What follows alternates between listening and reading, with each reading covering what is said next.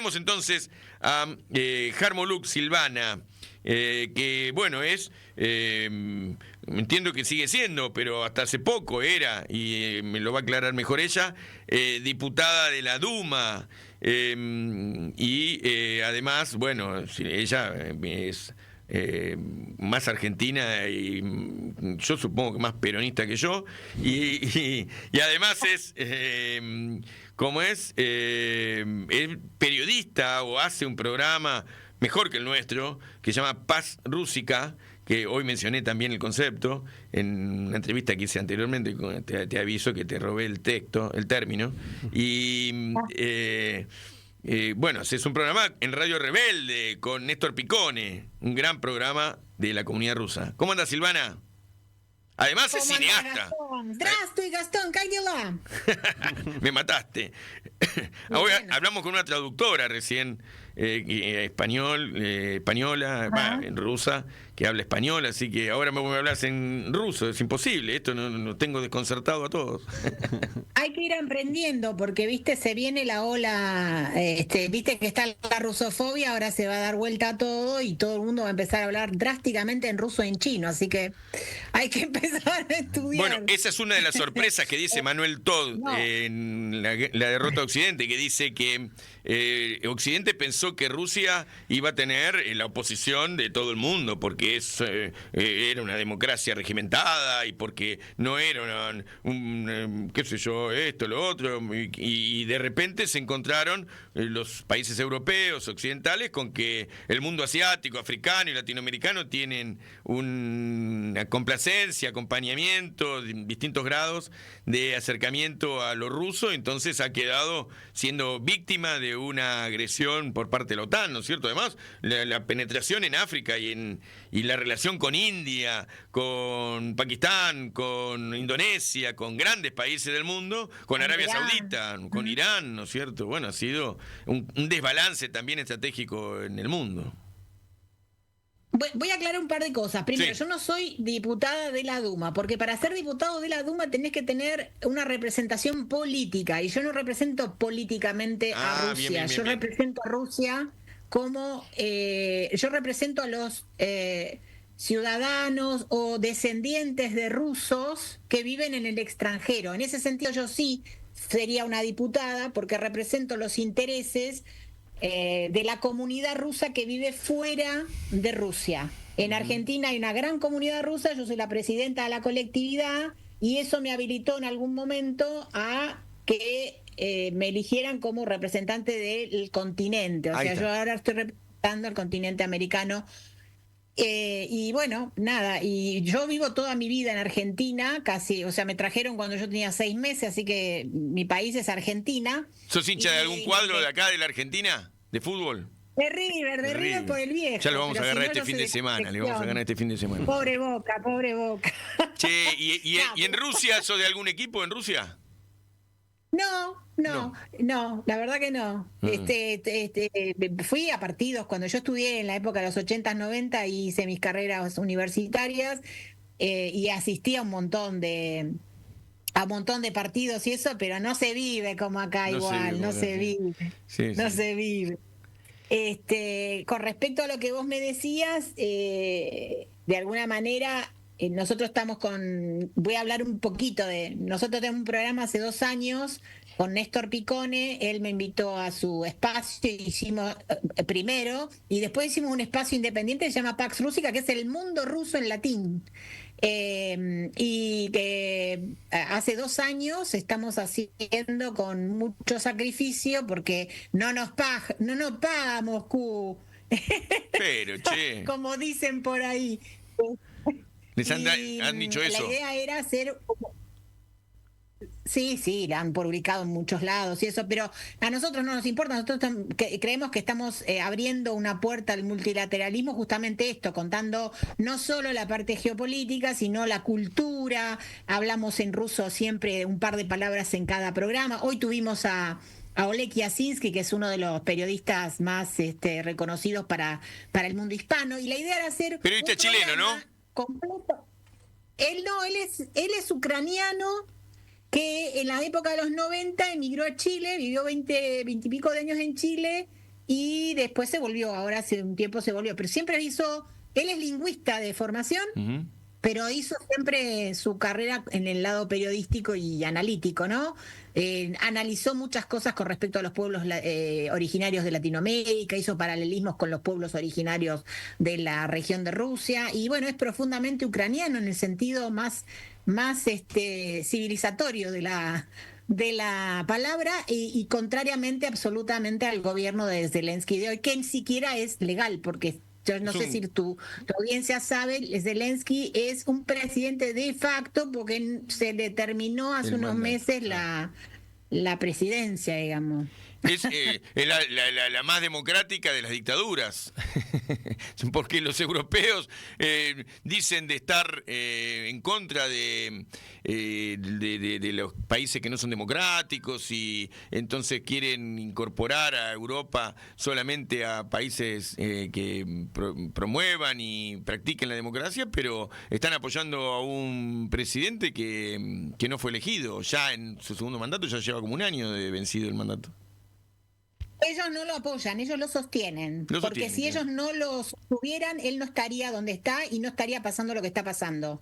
Ellos son los que promovieron, yo me refiero a la OTAN y a todo el mundo de la vieja Europa, que realmente pobre huele a bastante a podrido, como en Dinamarca en algún momento dijo el texto de Shakespeare. Con Hamlet, huele mal todo, y la verdad que están armando algo bastante complejo, pero bueno, la semana pasada, como sabés, el día 22, Putin salió con un discurso al pueblo, a su pueblo, explicando en qué consistía la nueva arma que se llama Areshek, que viene de la palabra avellano, árbol de avellano.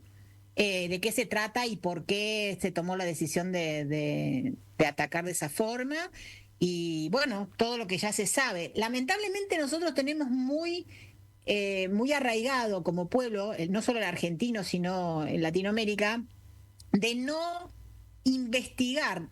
Yo no culpo a la gente porque no tiene tiempo, tiene hambre, tiene que salir a laburar, todo eso, pero se comen, el mundo occidental civilizado, entre comillas, tiene muy bien armado el guión para meterle en la cabeza a la gente mentiras muy grandes. Entonces, no estamos para andar investigando, para hacer una propia investigación. Entonces, los medios de comunicación independientes como el tuyo, como el nuestro, como varios que hay, es importante explicarle a la gente de qué se trata toda esta guerra, ¿no?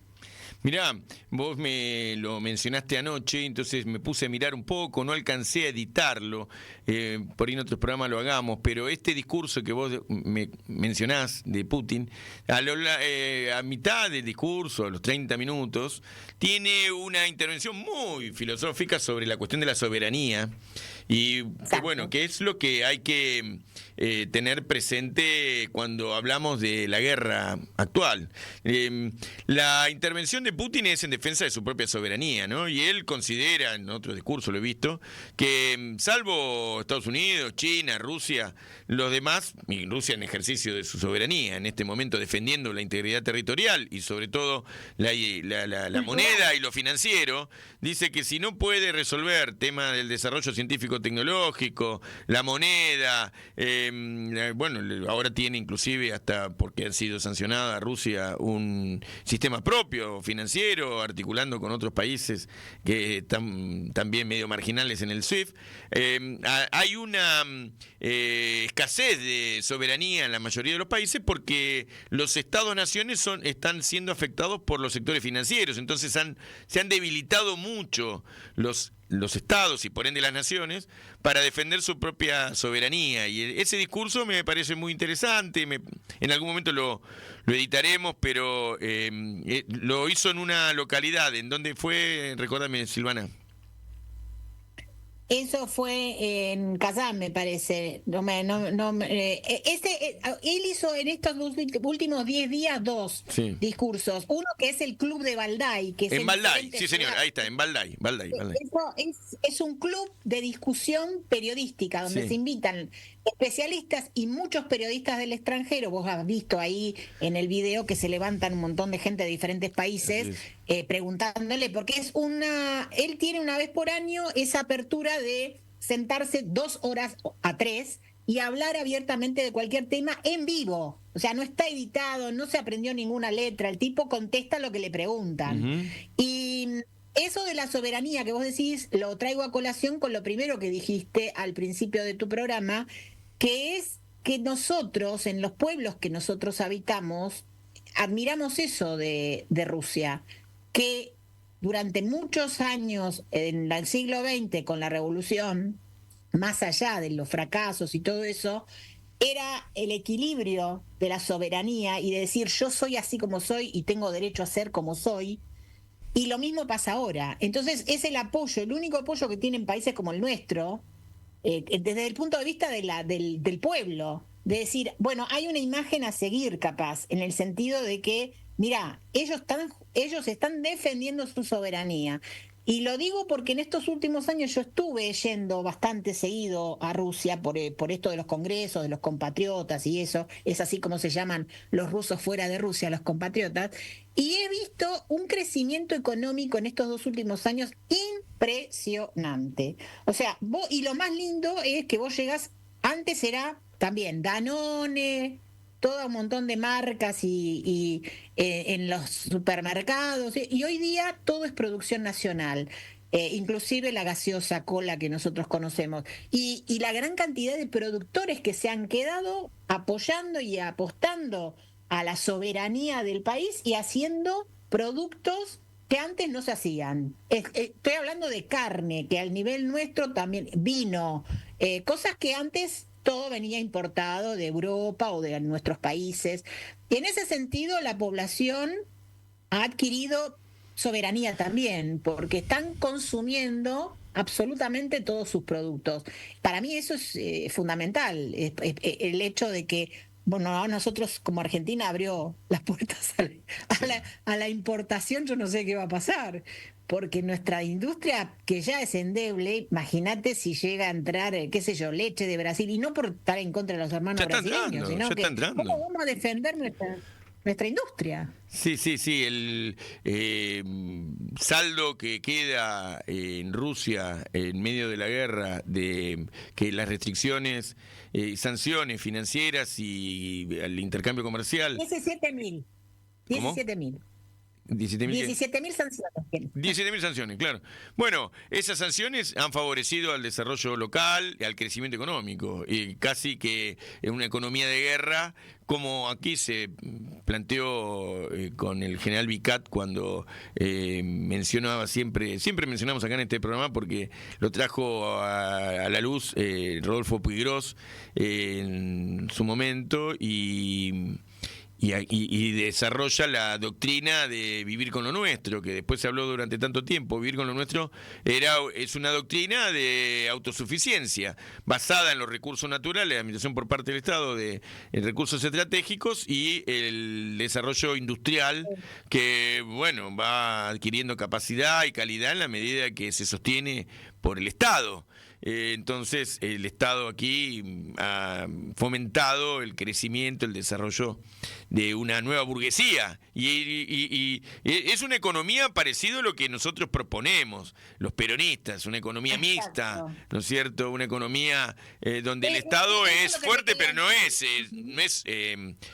suficiente. No, es regulatorio. Es regulatorio, claro. Es regulatorio. Lo que yo te quería decir, que yo viví la época de los 90 cuando todo se destruyó allá, cuando yo estaba estudiando, era estudiante. Ajá. Y pasó exactamente lo que pasó en nuestro país cuando la primer experimento menemista, ¿no? Claro. Que se vendió absolutamente todo lo que había cultivado la abuela, la bisabuela, todo el mundo.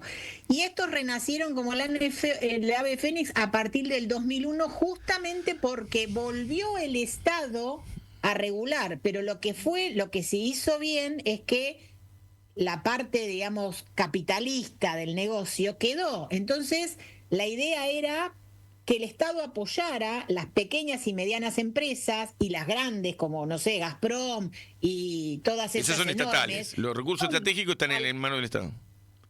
Claro, claro. El controlar la venta de tierra, porque el problema ahora ucraniano es que se ha vendido toda Ucrania. Se están llevando tierra, ustedes saben, y si no lo saben lo cuento, una de las tierras más fértiles del mundo, que se Claro, llamaba el granero de Europa, es Ucrania. Se Ucrania. están llevando la tierra en vagones. Es uno de los La principales tierra. exportadores de trigo, ¿no? Del mundo, ¿no? Ucrania. Sí, fue Sí, en un sí. momento, Bueno, claro. creo que el primero. O sea, le ganó a Canadá y a Estados Unidos en cantidad, ¿no? Y en calidad de trigo. Pero bueno, imagínate, ahora es terrible No, porque además se ha vendido. han quedado los campos subvaluados porque están llenos de minas, minas antipersonales, ¿no? Antitanques, están destruidos las cortinas de árboles, se ha erosionado y roto todo y ahora, y los pueblos que sostenían a los trabajadores, las casas donde ha habido combate, sobre todo en zonas de frontera. ¿Eh? La minería que justamente es el Donbass, El Donbass, claro. del cual hablamos todo el tiempo, Donbass es Zona el minera centro industrial, minero. claro. Claro. Acerías y minería. Eso era el ruso parlante y ellos lo único que dijeron, no, nosotros queremos seguir perteneciendo a Rusia. a Ucrania. No, en el momento que empezó en el 2012 todo este Claro, claro, claro. despelote, No queremos la- estar en la Ucrania. la anexión de Crimea provoca que muchos territorios de Ucrania, no solo el Donbass, se replantean el hecho de pertenecer, ¿vamos a hacer esto o vamos a hacer un referendo como hizo Crimea? ¿Y por qué? Porque la primero que salta el gobierno, digamos, ucraniano de turno es decir, se va a prohibir hablar en ruso, se van a cerrar las escuelas de habla rusa. Y ellos tradicionalmente, esa zona, es ruso parlante, pero son ucranianos. Ujú.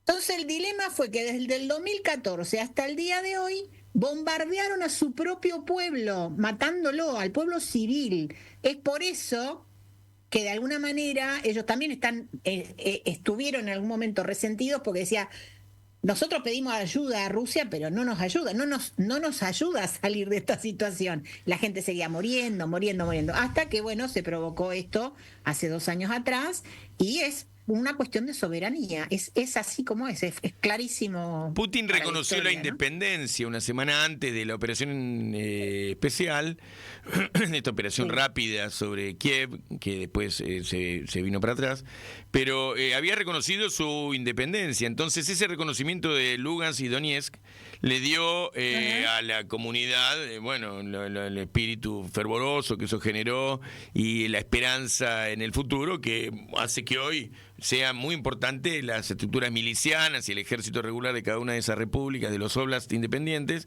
y que son parte de los que luchan con Rusia en la defensa de la frontera, en la expansión de la frontera, porque esas fronteras además se van expandiendo hacia Ucrania. En la medida que Ucrania no se rinda, van a seguir avanzando las tropas rusas sobre el territorio, ¿no? Están ya a unos cientos de kilómetros en varias líneas el ejército ruso de Kiev.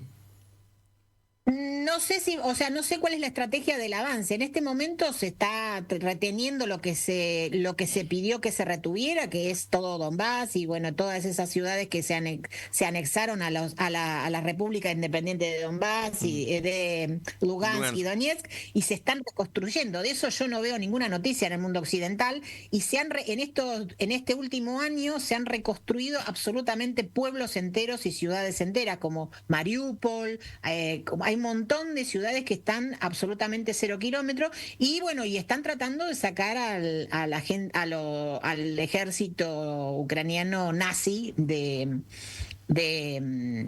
Kursk, porque bueno, ahí es donde de alguna manera se debatió lo que pasó la última semana. Claro, claro. No sé qué va a ser un poco el planteamiento, qué va a ser de Ucrania.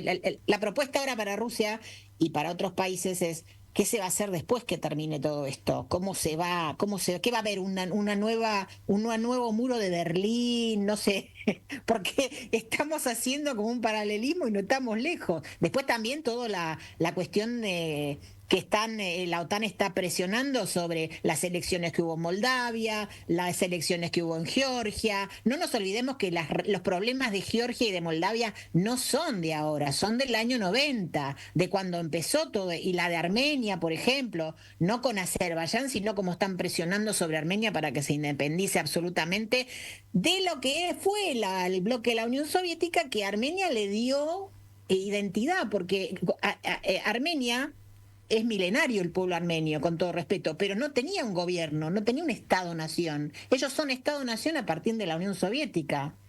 ¿Se entiende? Sí, claro. Y hoy Putin está en Kazajstán, que es otro país muy hermano, donde hay muchos rusos y de otras nacionalidades, en donde hay que arreglar la situación, porque ahí se está tratando de instalar otra cuestión como la de Abjasia, que pasó hace una semana atrás. Recordamos, lo de Abjasia es lo que quedó de territorio en disputa entre Azerbaiyán y Armenia, y ahora la reunión que hoy está teniendo Putin es del acuerdo militar de la OTAN rusa, no me acuerdo cómo se llama la sigla, con los países que han quedado aliados, Bielorrusia, Armenia, Rusia y otros países. Claro.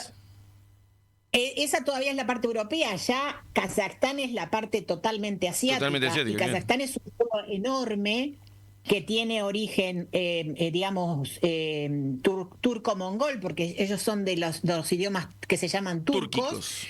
Túrquicos. Es un pueblo muy arraigado a la ex Unión Soviética, porque tiene mucha gente que es ruso parlante otra vez. Pero desde el año 91 la presión de la OTAN y de todo este occidente, entre comillas, civilizado, estuvo lavando cerebros. ¿Y qué quiere decir? Que los jóvenes, es un poco lo que pasó acá también, ¿no? ¿Quién votó a Milei? O sea, si vamos a repartir la juventud que votó a Milei mayormente es la juventud que no se acuerda de lo que fue el 2001 porque no había nacido. No lo conoció, o sea, claro.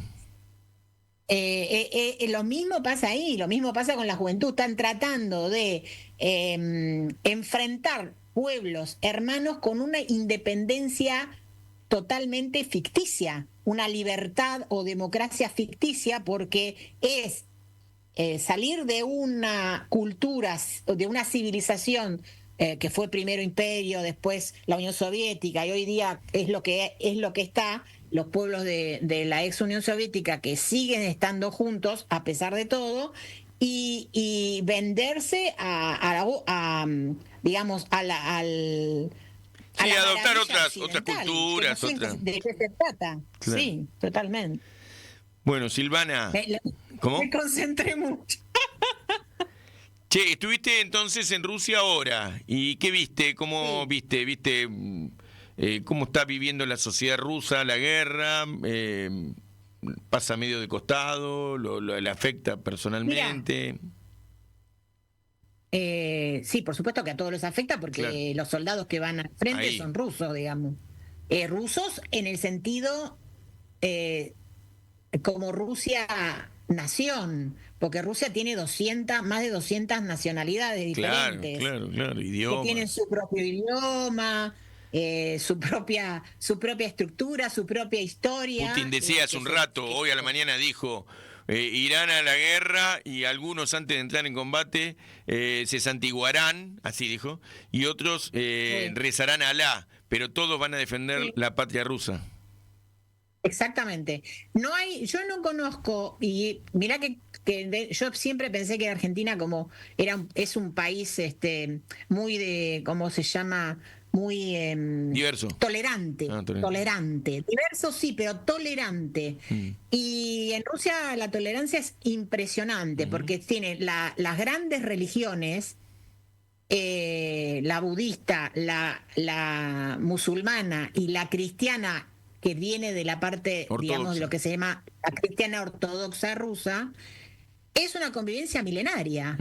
Y hasta el día de hoy, no se olviden que los BRICS fueron hechos en Tatarstán, que es una población mayormente musulmana, es como una república dentro de la federación, y es una de las repúblicas o regiones más avanzadas con nanotecnología, como en todo eso, y bueno, es mayormente Kazán, voy a decir la ciudad de Kazán, donde funciona Kazán. BRICS, claro. La capital de Tatarstán es Kazán, sí, Claro. que fue donde se desarrollaron los BRICS Claro. hace Ahí funciona. un mes. Ujú. Sí, sí, sí, sí. Y la verdad que la gente que viajó de diferentes países quedó maravillada porque hay una imagen totalmente distorsionada de lo que es Rusia y los pueblos de Rusia. Totalmente. Bueno, vos lo sabés porque está bien, en 3 días o 4 en Moscú no se puede ver mucho, Claro. pero si vos analizás, y además uno puede entrar a YouTube y a un montón de espacios que son abiertos y averiguar un poco. Eso es lo que me sorprende, que pesa más lo que te cuentan de oído y los que tocan de oído que hacer una La investigación propaganda propia donde igual vos- es impresionante. Claro. La campaña de Terrible. los medios de comunicación, el alineamiento en Occidente, que más en la Argentina, más que en otros lugares, y eso marca el derrotero sin rumbo de la Argentina que a lo largo de estos últimos años viene siguiendo, ¿no? La Argentina se ha atado al capital financiero, al Fondo Monetario Internacional, al dictamen de los norteamericanos. Todos dicen, bueno, pues somos el patio trasero, la doctrina Monroe, sí, pero Perú hizo ahora un puerto, Perú, que no es una república antiimperialista de Perú, hizo el puerto más grande de Sudamérica, financiado por los chinos, y no es que anda la jefa del Comando Sur del Ejército Norteamericano apretando al gobierno peruano, que es un Dina Boluar, que es la mina que hizo el golpe de Estado a Castillo. O sea, estamos hablando de... Bolivia, Claro, pero estamos hablando de que la Bolivia. Argentina ha elegido un rumbo por su dirigencia en general, salvando excepciones que hay en el peronismo, que es la condena al derrumbe. Los medios de comunicación, todos los que hablan, constituyen un ruido sordo. Sí, yo creo que la historia es como una espiral, ¿no? Que uno tiene que ver con la dialéctica esta de cantidad, calidad, calidad, cantidad y así sucesivamente. Lamentablemente nosotros en 100 años hemos caído 4 veces en el mismo baile, ¿no? Sí. Pero yo creo que tiene que ver con esto de pensarnos a nosotros en una forma soberana y también de replantearnos cosas que hemos hecho mal, desde todo, desde la izquierda, de la derecha. No tenemos la camiseta puesta y ese es un problema muy grave, porque lo que te quería decir con respecto a Rusia es que estos 2 últimos años que está la operación especial, la juventud que se rajó y que se quería rajar, que es neoliberal y que se vinieron acá a la Argentina, que están acá dando vueltas por ahí, pariendo chicos y recibiendo pasaportes argentinos porque es más fácil visitar el mundo y los alimentan los papitos que se robaron todo lo que habían hecho durante la Unión Soviética, pero la gente que quedó y tiene cada día más puesta la camiseta y apoya a su presidente. No es, o sea, yo a veces hago este paralelismo. Cuando vos llegás a Rusia, a un hotel, cualquiera, en Siberia, en cualquiera, prendés la televisión, tenés 525 millones de canales. Y si tenés ganas de ver Chipre, ves Chipre. Si tenés ganas de ver Irán, ves Irán. Si tenés ganas de ver Corea del Sur, Corea del Norte, vos tenés ganas de ver algo y lo ves. Ujú. Yo no tengo la posibilidad en Argentina de ver todo eso en la televisión de cable. Tal cual, tal cual. Tal cual. Yo sí Compran tengo 3 porque tengo una canales que cooperativa tienen que ver del barrio y y hacen y ponen el canal iraní, me ponen cosas pero es un hallazgo, son los únicos en la Argentina que ponen todo lo que hay que Es poner. la excepción. Es una excepción, pero en general, claro, acá tenemos los multimedios que te han copado toda la oferta, ¿no? Y además te voy a decir, cuando vos vas a Rusia, y lo primero que ves es la estrella de 5 puntas de la herencia soviética y los símbolos del zarismo. Ni los que son de izquierda se horrorizan, ni los de conservadores se horrorizan, No. porque se capitalizan para la historia de la nación toda la historia zarista y toda la historia soviética. Eso es muy importante, porque acá yo veo también al progresismo, los sectores de izquierda nuestras, que se horrorizan de cosas que deberían capitalizar para la historia. Estamos viviendo una etapa de disputa interna muy grande, pero en Rusia no hay, Putin no es un un antiabortista socialista, sino que es un hombre de la nacionalidad, de la nación, que ha defendido en forma soberanista todo lo bueno y lo malo de la historia rusa, y lo pone al servicio de la construcción de una nación fuerte. Porque del futuro. Del futuro. Del futuro. Así es. Del futuro. Es fundamental esto porque ha reivindicado cosas de la historia. No él como persona, él es el conductor, ¿no es cierto? Eso es. Es muy peronista todo. Decíselo, tiene un Senado y una Duma diputada, y además tienen algo que nosotros no tenemos, que el año pasado lo tratamos nosotros con Néstor y los trajimos, que se llama la Cámara Cívica, ¿te acordás? Sí, claro. Que vos fueron a lo de ustedes también. La Cámara Cívica es un elemento para la sociedad fundamental, porque está hecho de ONGs y es el mediador entre el pueblo, entre a la legislación del pueblo y los diputados, la parte legislativa de la parte política. Y cualquier cosa que se presente, cualquier ley que se presente, ellos, sin tener voto concreto, lo mandan a analizar, los diputados le bajan esa ley a la Cámara Cívica, y la Cámara Cívica hace un análisis pormenorizado si le sirve o no a la gente en este caso. Por ejemplo, acá a la Argentina vino uno que tiene que ver con el periodismo y otro que tenía que ver con el control del pueblo sobre las cárceles y la convivencia de los presos en las cárceles rusas. O sea, una vez por mes van a ver, y son ONGs. Sí. O sea, nosotros no tenemos ese filtro. O sea, y ese me parece una cosa de repensar un poco la estructura de lo que tenemos. Porque ¿qué incidencia, más allá de los decretos del presidente, y que son horas perdidas en el Congreso hablando, para después te meten un decretazo? No hay filtro entre lo que es la población y la necesidad de la población y los políticos, no lo hay. Porque hoy tengo que decirlo, hoy día el político no representa el estado psíquico y el estado espiritual del pueblo. Eso es fundamental. A ver, eso no es traspolable la experiencia argentina de la rusa. En Rusia no hay crisis de representación como en la Argentina. No, yo lo estoy hablando de Argentina en este momento. Claro, por eso, porque vamos saltando. Y estoy de acuerdo con vos en que en la Argentina la dirigencia política que uno ve en la tele está muy por abajo de los debates del sentido común. Van tirando para abajo el sentido común construido durante mucho tiempo. Es algo que se estudia en sociología, en la antropología, el sentido común como categoría.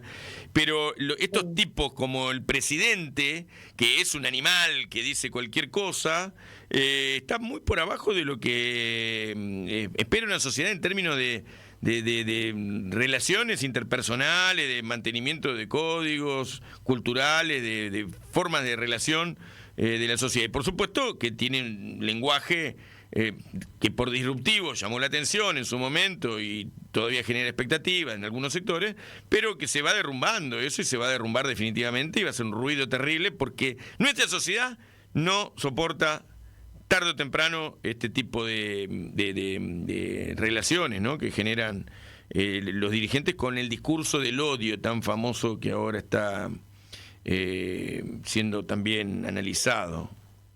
Pero está hecho también todo a propósito, Gastón, porque es el hilo fino por donde hacer explotar a la sociedad, ¿no? Uh-huh. Es lo que pasó metiendo durante 30 años la idea. Esto lo hago como un paralelismo vago, en la juventud ucraniana diciendo que Rusia es el enemigo. Claro. Tuvieron los yanquis directamente, lo digo, ¿no? Estuvieron metidos a través de libros haciendo libros de manuales de la escuela y todo eso, diciendo que son dos pueblos diferentes. Claro, la guerra híbrida que tiene un componente psicológico, claro, de comunicación, de desprestigio de la política, de desprestigio de lo nacional, de destrucción de la conciencia nacional y de la historia. con la guerra híbrida tiene un componente grande que es la posverdad. Esto que Macri habla tanto y que se ha reivindicado, no decir la verdad, sino inclusive ellos han reivindicado filosóficamente la posverdad como un instrumento de lucha política. Y bueno, dicen mentiras y tergiversan la historia. Esto que vos nos contás es alucinante.